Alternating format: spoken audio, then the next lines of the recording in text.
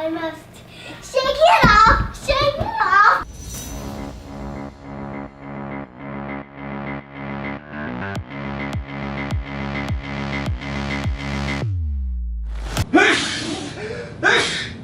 Oh my God.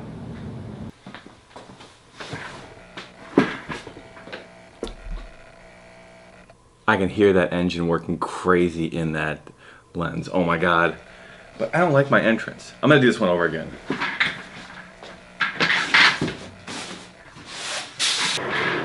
Whoa, Jesus.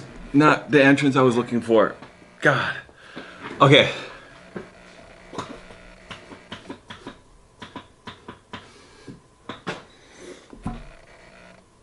No. Alright. Okay, so my camera might shake, my lights might get fucked up.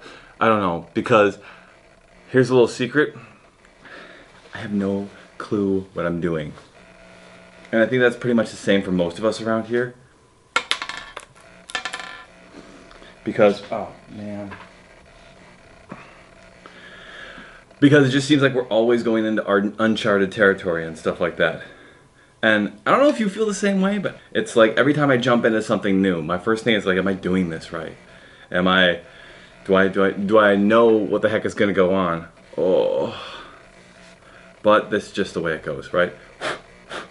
Okay. And I've been trying to make this video for or any video, or just start, just for the fact that I've got so much to say and stuff. Like seriously, I could have spent forever trying to set up the lighting to make sure it looks right and everything. And I actually have a professional studio setup over here. If you can see it a little bit. Let's see. Focus, focus, focus. Yeah, my bag. We put up this entire background and stuff like that, and we did that for my kids.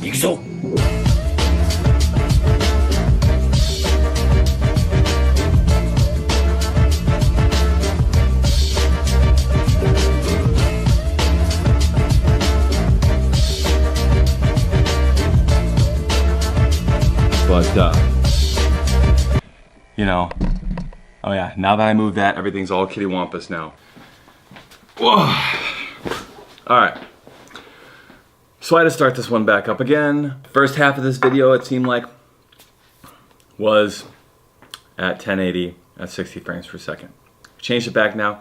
Now we're at 4K at 24 frames per second. Works better for me. So let's start over. What I want to talk to you guys about is my theory of neural photography.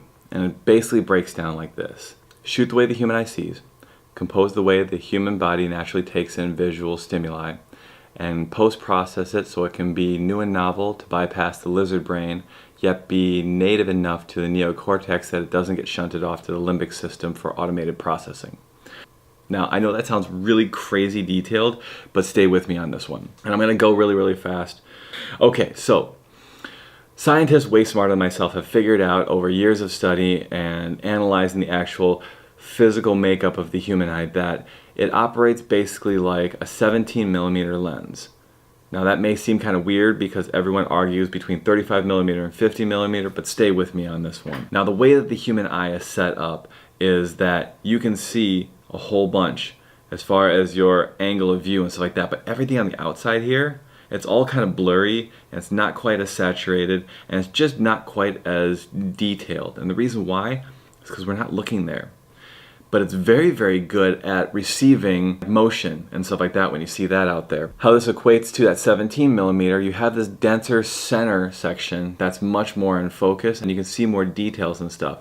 And that's called your cone of visual acuity. It's a 46.6mm. So I like to go with a 50mm. So we're gonna go with a 50mm lens, and that's usually what I use. Or I'll use a 24-70, which gives me a good range.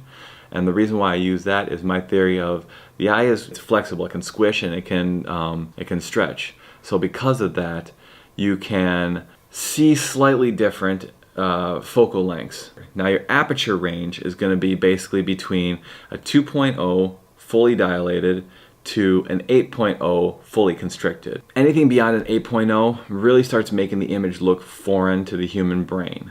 Now that will be used to our advantage, or we'll go into that in the second one.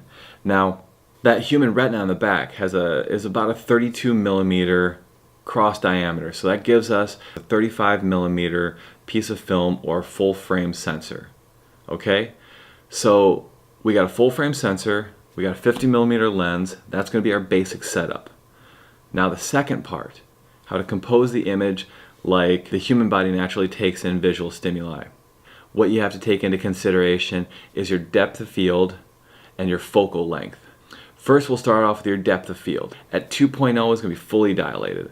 Why does the human body fully dilate? Because it needs to receive the most amount of light and it needs to drop that depth of field down as much as possible. So an aperture of 2.0, a big wide open aperture, is going to give you a smaller depth of field. It's going to give you a precise and much sharper focus. So if you're scared, it's going to dilate. If you're in love and you have a dopamine rush, it's going to dilate. If you are trying to figure out a problem, it's going to dilate. And when you're in a relaxed state, it's going to constrict. It's going to give you a different view depending on your surroundings and stuff like that and your physical state. So if you want someone to feel like they're scared or they're in love or they're excited or something's going on, open up that aperture. Try to make it as big as possible. If you're going to want to make someone feel a little bit calmer, then you want to constrict it down. Now this is totally different than how you're normally taught. And that's because we're taught how to use cameras like technicians. We're not taught how to use cameras like how you would try to replicate the human body. That is your aperture and your depth of field. Now we're going to go into your focal length. Now like I said before, the eye's squishy, it's stretchy. Sort of, but not fully. And it also has to do with your retina, because your retina has a denser packed set of rods and cones in the center, and it can turn on rods and cones and turn off rods and cones as it sees fit. It can constrict, like you have tunnel vision, or it can allow you to see more. What that's going to allow you to do is basically utilize your eye the best possible way for survival. So when I say a 24 millimeter you could use, that's because more of the rods and cones are going to be activated around that macula in a larger ring, as opposed to if you're going to be using something like a 70 millimeter or a 50 millimeter, that's going to be where it constricts down. It's trying to view what's in the center. I use it like this. The human brain is an amazing pattern recognition device, and because of that, you have to know that we're playing within a certain set of rules. It's fine to break those rules to elicit a response, but we're playing in a certain set of rules. If the object is closer to us, we're going to have a stronger reaction to it. We're going to be also using a wider angle of view. So we'll be using a 24 millimeter if you wanted to elicit a response like whatever it was that you're looking at, the subject itself was close to you, then you're going to be doing that. If you want to elicit a different response where you're a little bit calmer, where you're seeming like you're viewing from the outside, then you're going to use a longer focal length on your lens. An example would be for me, and you want to have a car whipping by you really, really quickly. What you want to do to give that visceral response of the intensity of the action that's going on. You want to get closer with a wider angle of view. You also want to drop down that depth of field so that the only things that are in focus are exactly what you want to show.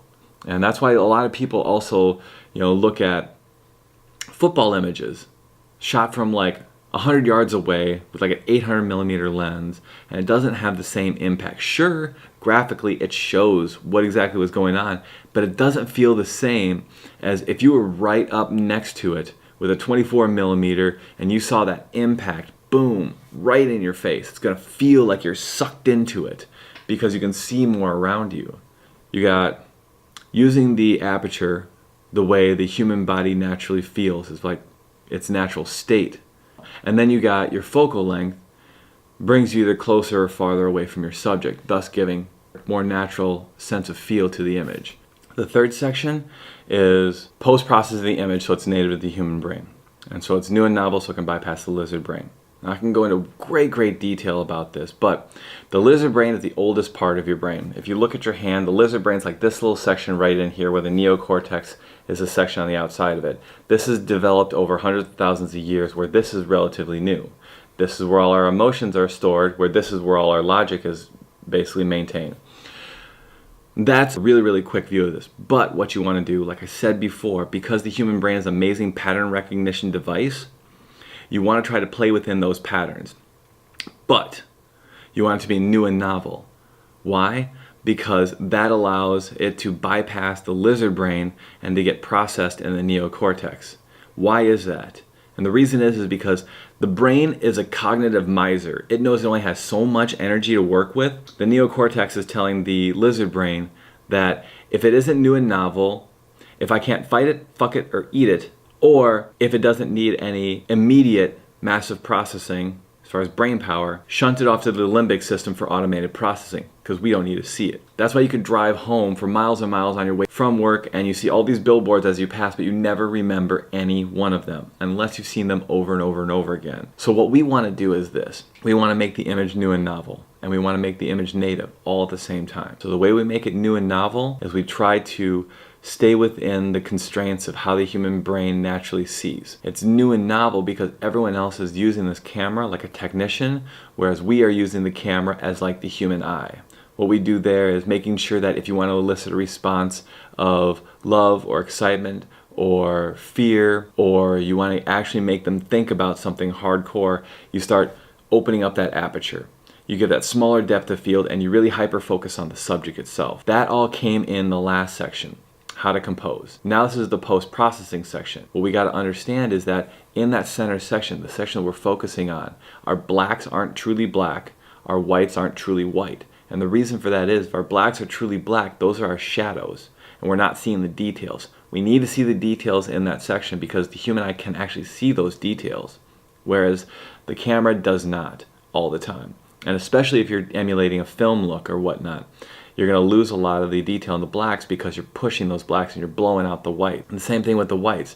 You want to make sure you achieve the details there. But that's only in that center section that is right around the macula, that is in your cone of visual acuity. So because of that, what we're going to do is make sure that you post-process it and bring back the details in the shadows and the highlights. Also, you want to make sure you want to enrich the color just a little bit more. In the converse, the opposite of that one, we want to make sure the outsides of the section that we don't want people to focus on, are a little bit less saturated, have a little bit less contrast, and have a little bit more blur to it. That's going to be what's native to the human brain. That's what's going to seem normal to it, and that's what's going to allow us to go, okay, this is a natural thing that we've seen. Let's pay attention to it a little bit more, because it's not immediately getting flagged as wonky or as something that's just different, that's outside of our pattern or whatnot. So that's basically that in a nutshell. I might have forgot something. If I did forget something, I'll try to put it in later on in this video because it's still only 9:33 in the morning and I've already filmed almost an entire video. Hey, is Carol up at the office? Okay.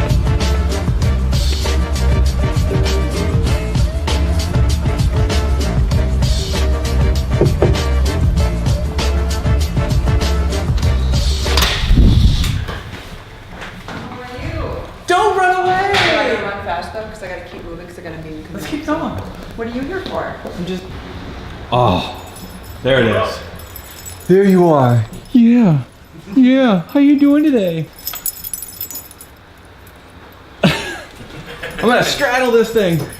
Oh, how's it going, man? Good, you? Good. Good to see you. The face tracking's working and stuff like that too.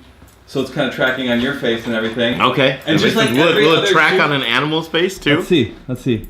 Hattie. Are we gonna track? Hattie, look. Let's go in. Wait. Hey. Wait. What's this? Look. What's over here? Hattie. Look. No. No, it's not.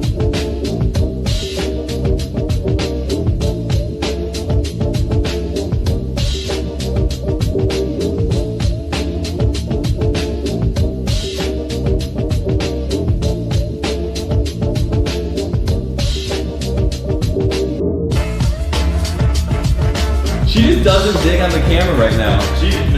It's anything new like that. She's just very wary. I know. Alright, so right now we're gonna go down and check out a new van? Old van? Old van. Just Old van that's gonna be getting rebranded. graphicked up. Rebranded. We just have to change a couple of graphics up. That's gonna be cool. The White Beast. Yeah. Great futures start here. Oh yes they do. So what are they gonna do with this? So this one, so we're basically we just have to change the Best Buy logo, kind of update that, but. Are you gonna do like a full wrap on this thing? No, this is kind of it. We're just finalizing a couple little touches on it now. So this is it, but this is our digital mobile van is what we call it. Digital mobile van, now you got me interested. We pack it with like Google Expedition, you know, virtual reality, and then we have like little Spiros and some Chromebooks, and we deliver technology to other club sites or other community partners that maybe don't have it. So what is this virtual reality expedition stuff So with Google and stuff? the Google Expeditions is where we actually get the kids out of their comfort zone, out of the club they're in, and they actually get to explore, you know, marine, you know, coral reefs, or they get to go into Antarctica, or they get to climb a mountain. And they've got the virtual reality contraption. They're looking around, and then we actually turn that into a learning situation, a learning scenario for them, where they're actually learning about reefs and what it takes to keep a reef healthy and what the components of a coral reef are. So it's just a fun way to expose the kids to Oh my God, that sounds so cool. It's cool stuff. Absolutely love the work that these guys do here. Bye, man. Now to go up and see the president.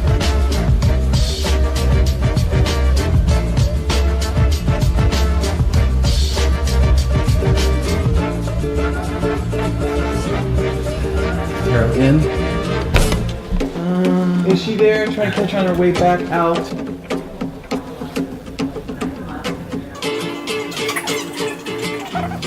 Boo!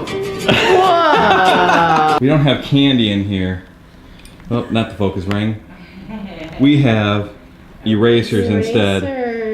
Erase your worries away. Yes. Don't be afraid to make mistakes. We're talking robots now, huh? We're just talking robots. So we have a robotics team that is coming together here at Mount Airy, and it's a collaboration with Prior Lake High School. Yeah. And they're helping mentor our kids and teaching them how to go about building their robot. So like last week, the kids went to Prior Lake High School and got to see all these other robotics teams working, and they're like, oh man, this is like a really big thing. So I think from their perspective, they did not realize this is even like a whole robotics world and what the possibilities are. Carol! Carol! Carol! Oh, Where is she? is. There she is! I'm running with you.